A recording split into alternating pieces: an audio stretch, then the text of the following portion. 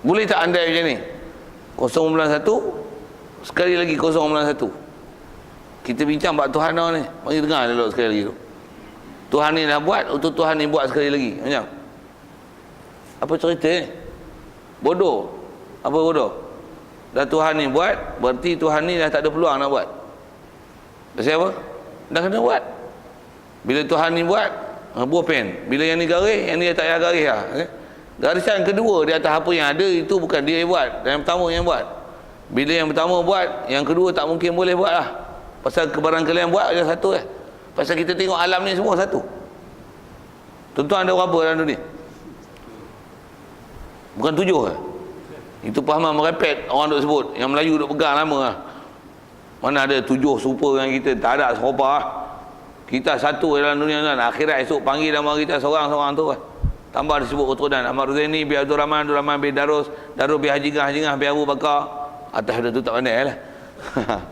Al-Melajuwi, Al-Hidung Penyeki, Al-Mak Cinai. Mak saya Cina.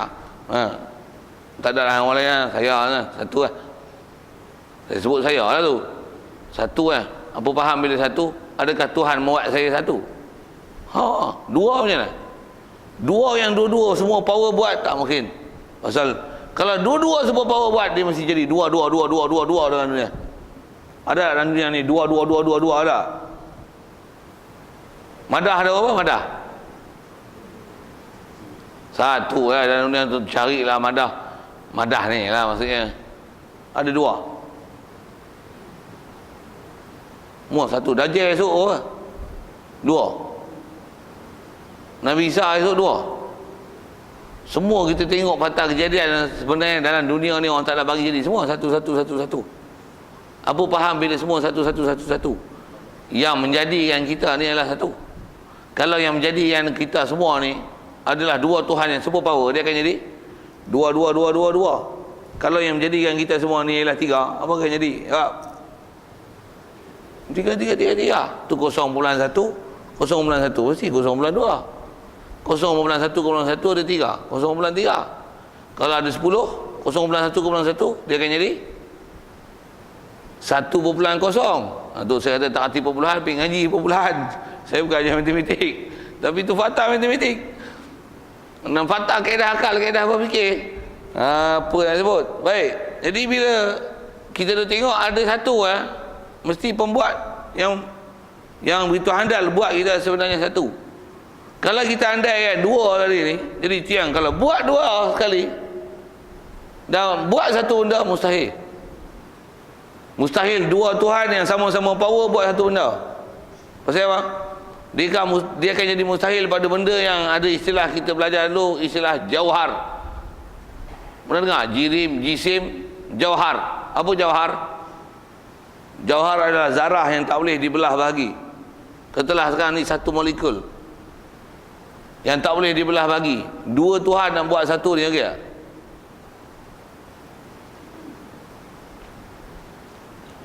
Boleh tak? Seorang sebelah, benda ni tak boleh belah bagi lah. Dengar ayat tu. Mustahil. Bila seorang buat, seorang mesti tak boleh buat. Kita cerita bab Tuhan tau. Bila yang tak boleh buat tu, tak boleh buat. Ataupun tu balik, yang tak boleh buat tu boleh buat, yang boleh buat tu jadi tak boleh buat pula. Apa macam? Dua-dua merepek, sepak dua-dua. Sebenarnya yang buat ada satu. Ni semua saya ajar ni kaedah akal lah.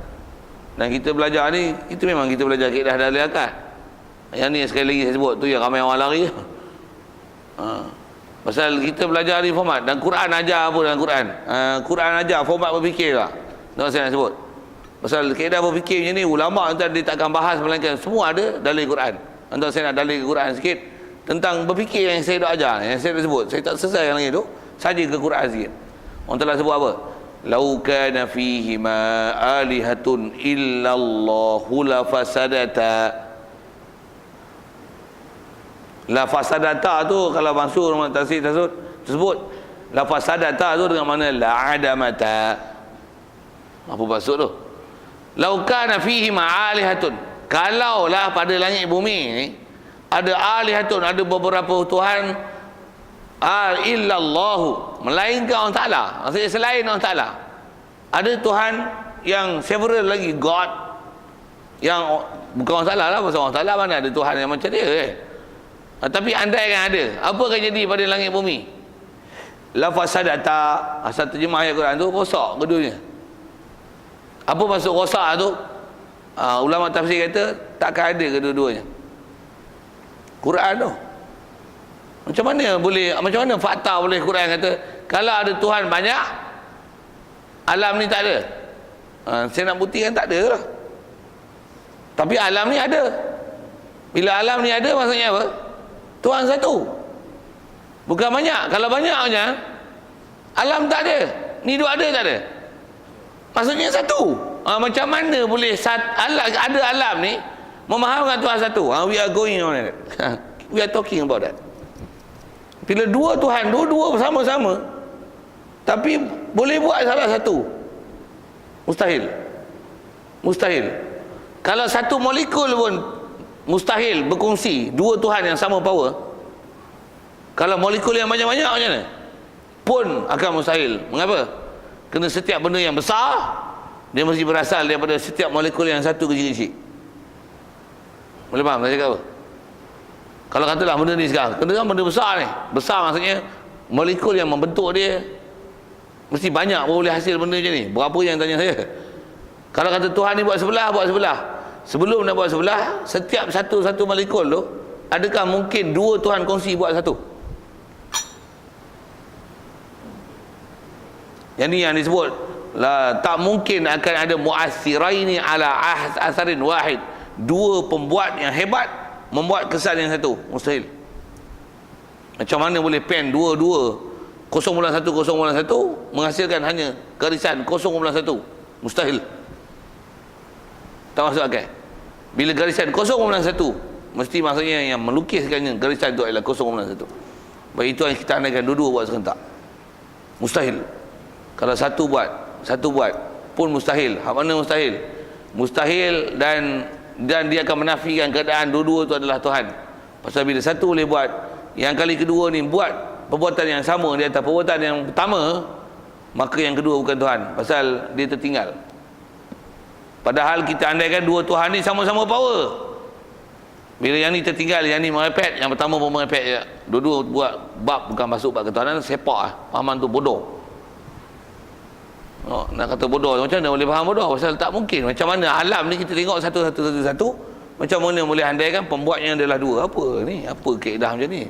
Satu metodologi berfikir yang salah, satu kaedah pemikiran yang salah. Dua. Kalau katalah yang ni buat sebelah, yang ni buat sebelah, kalau nak hujahkan juga boleh buat sebelah tu. Bila Tuhan ni buat sebelah, yang ni Tuhan ni dah tak boleh buat dah, pasal Tuhan ni dah buat, yang ni Tuhan ni terpaksa buat sebelah lagi. Maksudnya dia tak boleh sempurnakan creation dia. Dua-dua Tuhan lemah, merepek, bukan Tuhan. Itu yang Quran isyarat. Kalau ada beberapa Tuhan selain Allah Ta'ala, la fasadata, langit bumi akan rosak. Maksudnya tak ada. Bila tak ada tu mendalilkan bahawasanya barulah Tuhan ni ada lebih daripada satu. Sedangkan tu tengok alam ada tak?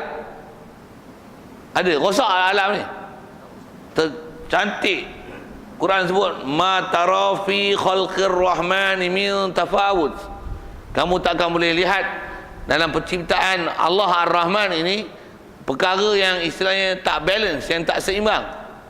Nak syarah tu panjang, cukup yang bahasa itu.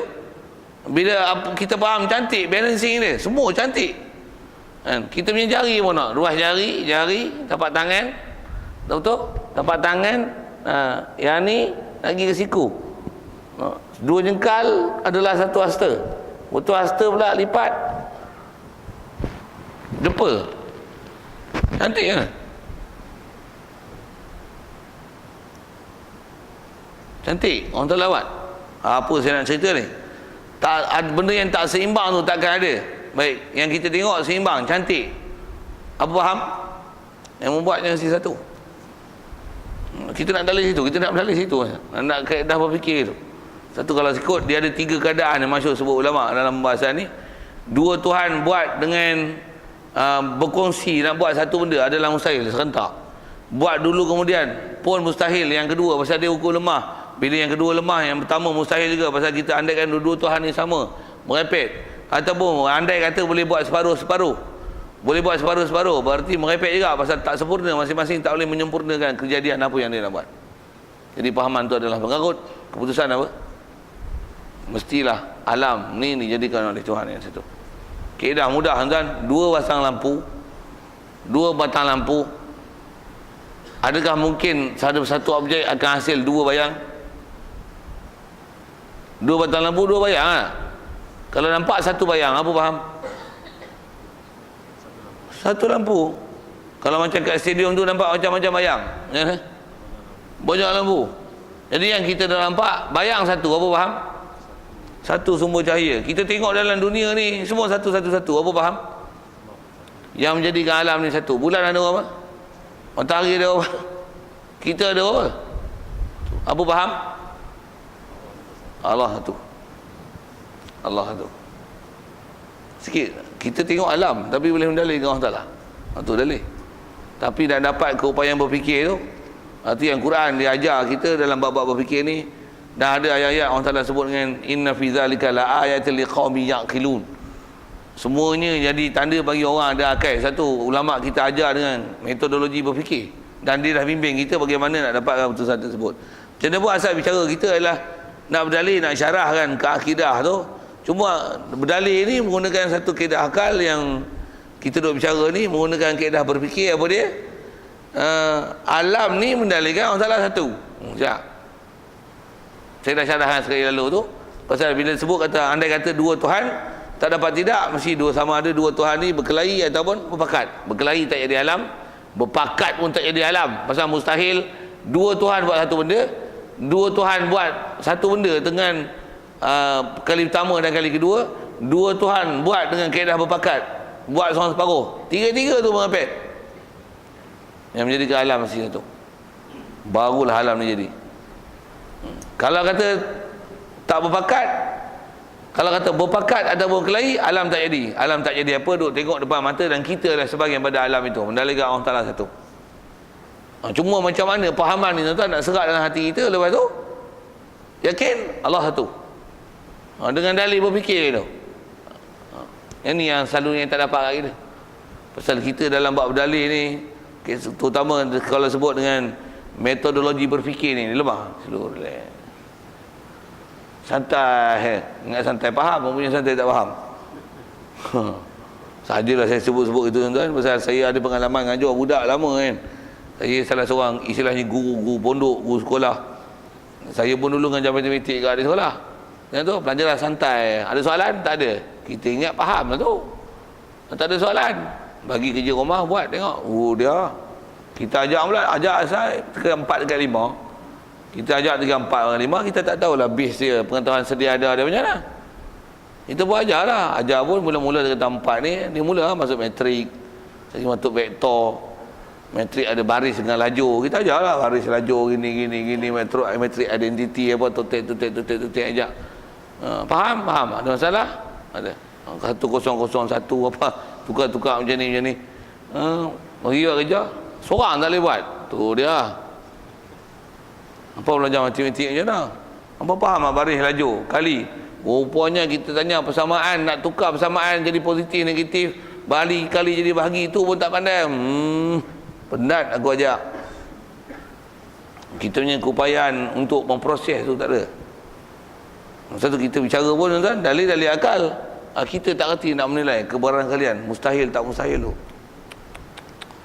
Satu kita ilmu-ilmu akademik ni, ilmu akademik lemah. Ini sebab apa? Ilmu syarak pun lemah. Quran tak boleh baca, lemah juga. Arab pun tak reti, lemah je. Tu tak boleh masuk line mana satu. Syarah ku Arab pun tak pergi. Syarah buat akademik pun tak boleh pergi. Sikitlah saya sebut itu. Dan juga saya sebut itu tuan-tuan pasal apa? Pasal nak menunjukkan bahawasanya kita ni dalam bab ilmu ni banyak cuai. Satu kita banyak, semua tak cukup kan. Satu hilang upaya. Kita orang Melayu ni istilah hilang ada daya keupayaan ilmu. Satu bila ada isu-isu nak selesai kan, bab akidah ke, bab fiqah ke, berterabak kita tengok. Hatta antara ustaz-ustaz ni pun. Itu pun rasanya saya ada sebut isu-isu tu kan. Ustaz ni pasal ni, ustaz ni pasal ni. Ustaz ni pasal ni, ustaz ni pasal ni. Dan orang Islam kita tak hilang upaya tu sampai tu yang Berakidah saja kelahi 73 puak tu, satu yang dalam syurga. Pasal hilang keupayaan untuk menilai mana yang hak dan batil. Padahal batil ni cukup jelas lah. Batil ialah batil, hak ialah hak. Kalau saya sebut mudah ha? Pandai main Malaysia macam mana? Kita duk kata macam tak apa, cerdik je. Berapa banyak orang sara tu? Ada orang kata apa? Best, boleh tak gaduh pergi negeri China, nak tengok pandai. Ada orang fikir tu kan, menteri lah tu yang jawab tu. Udah tu pergi ke bandar tuan-tuan senyum, okey. Main macam ni dia heavy, dia macam belajar lukisan, okey tuan-tuan senyum, relax. Tapi main matematik lari, tak jadi tu. Jadi maksudnya keupayaan kita kurang saja. Saya usik-usik tu kan, pasal dia sebut baharu alam. Okey, bab akademik tu tuan-tuan tak boleh pergi, kita alih sikit dan firman Allah Taala. Okey, kita nak gomoi Arab pula. Tak, kita gomoi Arab pula. Saya duduk belah boleh kan? Tak. Qul huwallahu ahad. Ni Allah Taala perintah ni. Qul. Kalau tengok terjemah tu, kata oleh kamu bermula Allah Taala itu satu. Saya tak nak fokus kat terjemah tu. Saya terjemah, lagi kita fokus dalam terjemah lah. Macam mana keupayaan Arab diterjemah oleh Melayu dengan ulama kita menggunakan bahasa bermula ni. Tuan-tuan yang keupayaan macam mana. Tengok Arab betul-betul tu. Qul ni dia fi'il amar, perbuatan suruh. Apa makna qul? Katakanlah you must say disebut, oh Muhammad. Jadi mesti tuju tu kat Nabi Muhammad lah. Allah Ta'ala suruh Nabi Muhammad kata apa? Huwa, he tu kembali pada Allah lah. He is Allah, and he is ahad. Apa nak ahad? Satu. Baca lagi ayat Quran depan tu. Wa ilahukum ilahun wahid. Wa ilahukum, Tuhan kamu, your God, ilahun wahid, is the one God. Okey, sebut one tu tak apa. Cetuk kalimah sikit. Qul huwallahu ahad. Wa ilahukum ilahun wahid. Wahid ke ahad? Kita nak belajar ni nak dalil apa? Dalil wahdaniyah. Nak gomoi Arab, nak gomoi bahasa, tuan-tuan dengar. Tuan-tuan jawab saya soalan. Apa beza? Kenapa nak dalilkan wahdaniyah tapi Quran sebut wahid dan ahad? Apa kena-mengena wahid ahad dengan wahdaniyah? Jawab.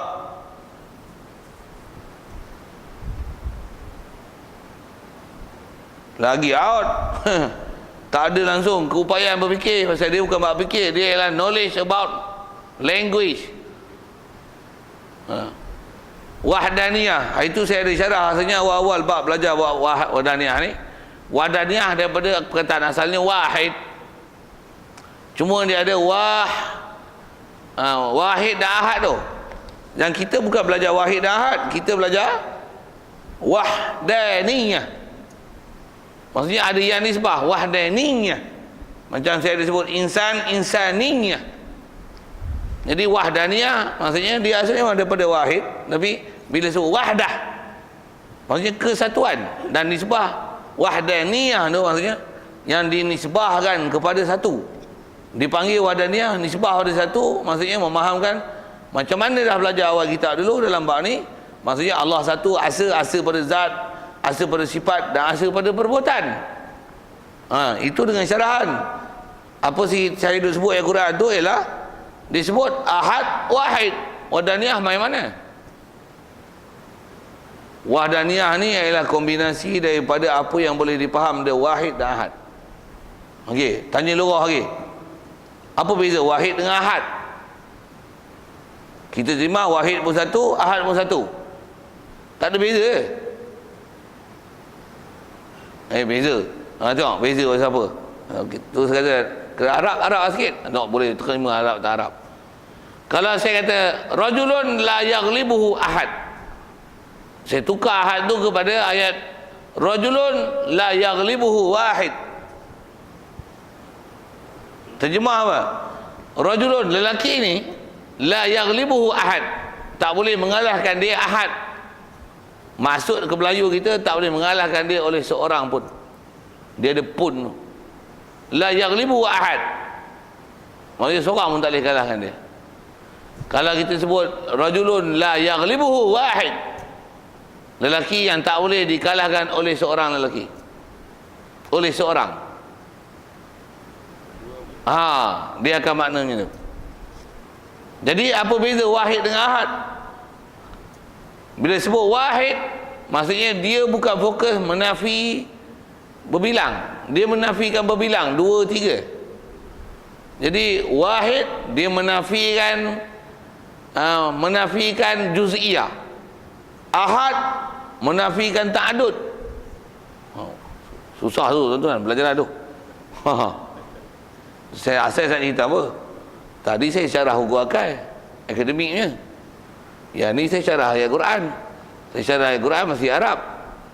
Tu tuan-tuan boleh terima tak? Mana wahid ahad, apa dengan mana ta'adud, apa dengan mana inkisam, terbahagi. Jadi bila sebut qul huwallahu ahad, ayat ni nak menafikan ta'adud. Takkan ada dua. Allah Ta'ala adalah ahad. Jadi kalau ayat Quran, ayat yang saya sebut dengan bahasa Arab saya bina tadi, rajulun la yaghlibuhu ahad, maksudnya tak ada siapa boleh kalahkan dia. Tak ada siapa boleh kalahkan dia. Disebut dengan ahad tu nak menunjukkan jinsi ahad, tak ada siapa pun. Jadi yang tu dia nak menafikan ahad ni, maksudnya seseorang, dan dia tak fokus kepada menafikan makna ta'adud. Jadi masuk ahad ni la yaqbalul inqisam. Maksudnya bila kata Allah Ta'ala satu, mustahil maksudnya dia berjuzuk dan berkata. Ahad dengan makna macam tu. Dan tiang Quran syarah lagi, qul huwallahu ahad, Allah ahadnya ni, Allah Samad, dia satu-satu tempat kita mohon pertolongan. Pasal dia tak ada tempat, tak ada disebab bilangan, tak ada.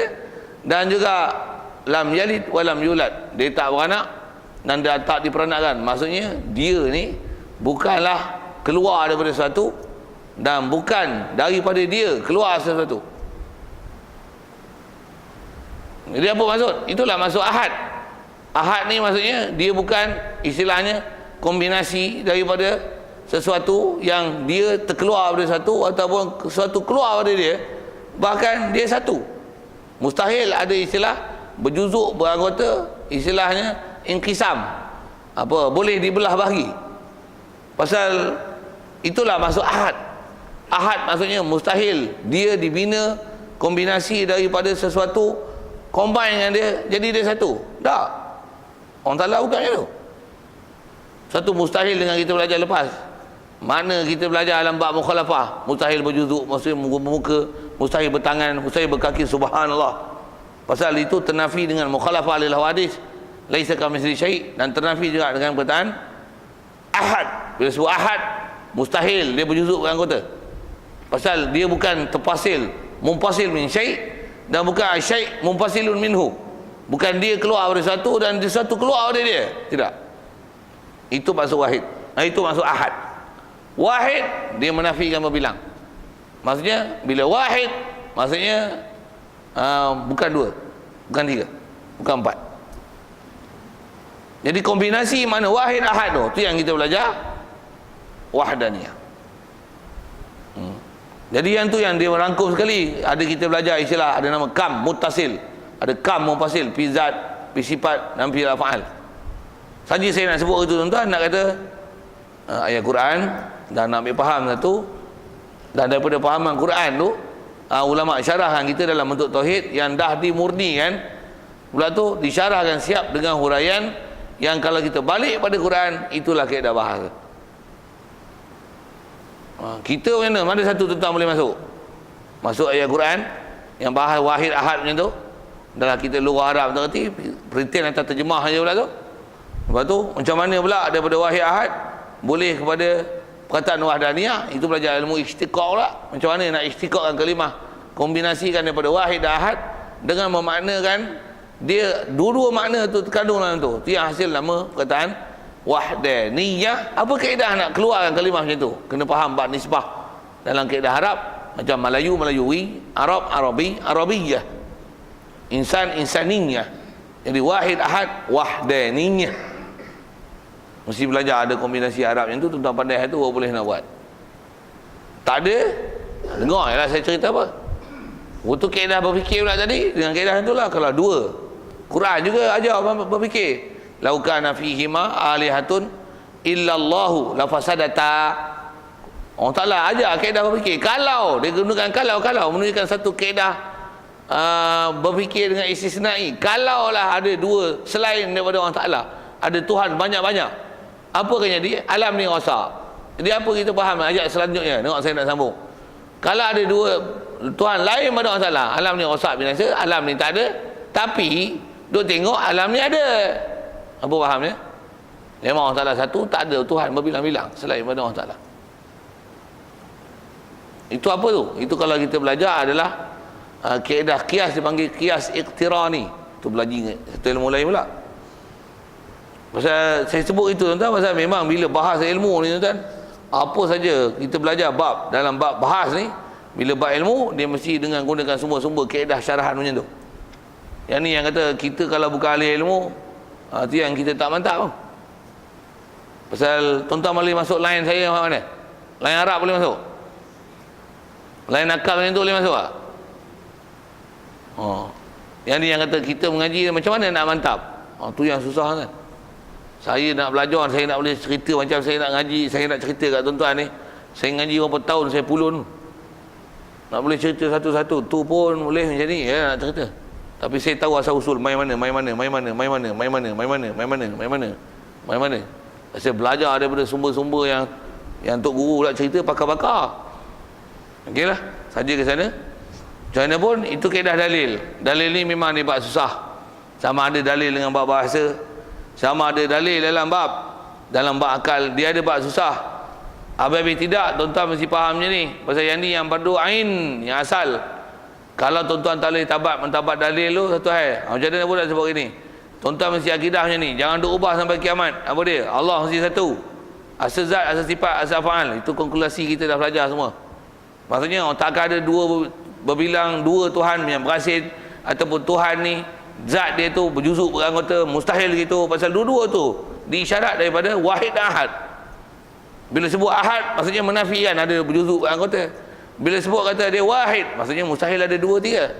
Jadi wahid menafikan adanya kam mumpasil fi zat. Begitu juga bila sebut ahad dia menafikan kam muttasil fi zat.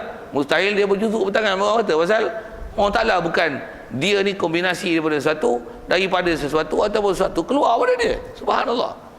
Bukan gitu. Waktu juga menafikan sifat Allah Ta'ala, mustahil ada sesuatu lain macam sifat dia. Mustahil juga ada dia sifat yang sejenis berbilang. Yang terdekat kita bicara bab fa'al. Allah Ta'ala asa bab perbuatan. Maksudnya apa?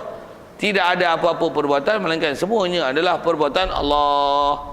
Kalau ada sesuatu boleh buat perbuatan, itu yang istilahnya jadi Qadariyah, jadi Mu'tazilah. Kerana mengiktikadkan ada selain pada Allah Ta'ala, terasing daripada Allah Ta'ala, boleh buat satu perbuatan walaupun tak ada iktikad Tuhan, tapi mengiktikadkan ada selain pada Allah Ta'ala, boleh membuat perbuatan mudarat, munafaat, ataupun apa-apa penghasilan perbuatan ada selain pada Allah Ta'ala, boleh membuat sesuatu yang istilahnya berasin lain pada Allah Ta'ala, boleh membuat sesuatu, dan dia tolak sesuatu boleh beri bekas dengan zatnya atau tabiatnya. Itu yang iktikad kufur. Belajar dah tu. Itu yang kita belajar ada istilah kasab tak kasab. Kita ni sebenarnya lalu saja yang hakikat menjadikannya ialah Allah. Tu belajar dalam tauhid af'al tu. Pasal apa? Pasal kita dah belajar bahawasanya Allah memang dia satu. Nisbah perbuatan khususnya ada kita pun dah fokus bab tu. Sebenarnya yang membuat segala-galanya ialah Allah. Itu akidah yang mesti iktikad, pahaman yang mesti ada. Dan itu kalau ikut adalah konkludasi apa yang kita dah belajar. Semua pelajaran lepas dalam bab wadaniyah yang kita take time juga habiskan dia. Yang hari ini cuma bab dalil. Yang tu tuan-tuan mesti akidah betul. Dalil kantoi. Maksudnya tuan-tuan muqallid, bukan arif. Pasal tuan-tuan tak pandai berdalil. Jadi apa faham tu? Tuan-tuan kena upgrade ilmu. Macam mana nak bagi kaedah bab dalil macam mana saya sebut tadi? Macam mana nak upgrade? Upgrade ni tuan-tuan, kalau tuan-tuan punya handset Android nak upgrade mesti ada line internet. Kalau internet dah mampu pergi top up. Ambil lah package mana RM38, Kalau satu Malaysia punya boleh ambil RM25, RM48, RM50. Saya nak sebab apa? Kalau software Android pun kena belanja, tuan-tuan nak upgrade ilmu, you kena belanja, you kena sacrifice. You mesti ada pengorbanan something, you mesti ada something you buat, boleh upgrade ke dah, tak upgrade. Dah dapat pun, tuan-tuan dah masuk top up, dia tak upgrade sendiri tuan-tuan. You kena touch something. You must do something.